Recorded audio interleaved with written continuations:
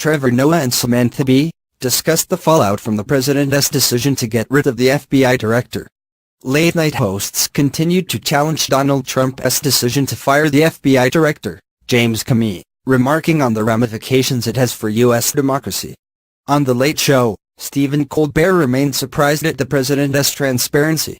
"We've apparently elected a president who truly does not care what anything looks like, which is surprising for a guy whose actual face we've never seen," he said. He said the move feels like authoritarianism 101 and said that any theories of nefarious motivations were probably spot on.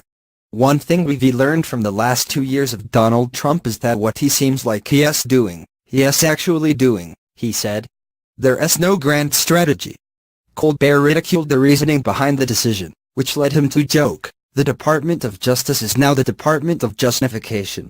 Trump has tweeted that once things have calmed down, people will be thanking him for making this decision. "We should get him something special," he said. "How about a special prosecutor?" In an attempt to calm the situation, Trump rehydrated Kellyanne Conway, who appeared on CNN defending the decision, which led to Anderson Cooper rolling his eyes. Colbert noted that he couldn't possibly show more contempt than that.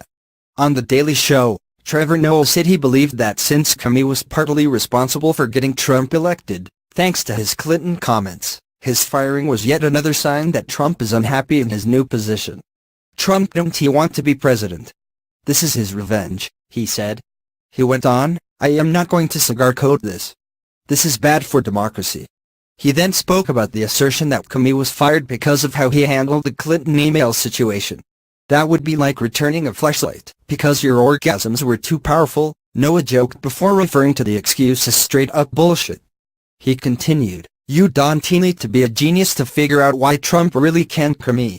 It rhymes with Russia." Comey was fired days after he asked for more funding and personnel to investigate the Trump campaign's possible collusion with Russia.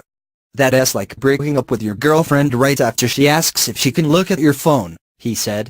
He ended by warning viewers that this was yet another step towards a worrying future. "Democracies don't go away in a flash," he said.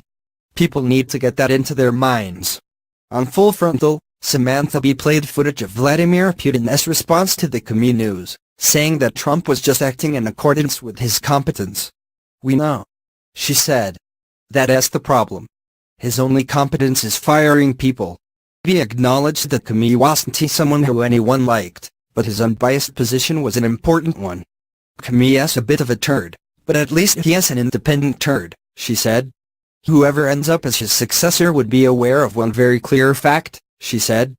"They know that if they look too hard at Trump's Russia connections, they'll be out," she said. She continued, "This has become normal. This president has wiped his ass with the Constitution so many times the National Archives started leaving passive-aggressive notes asking him to chip in for toilet paper."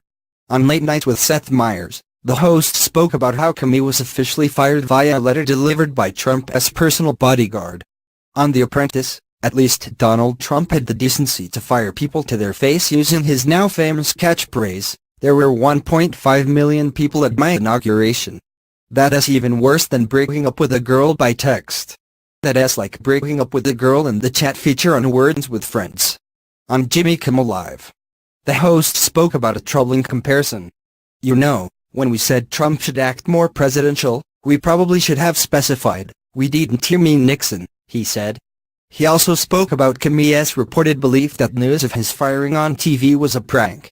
"Donald Trump has only pulled one prank, and it was getting elected president by selling the most hats," he said. To avoid answering questions from the press, Sean Spicer hid in bushes. Sean Spicer is about 2 weeks away from throwing down a smoke bomb and disappearing like Batman, he joked.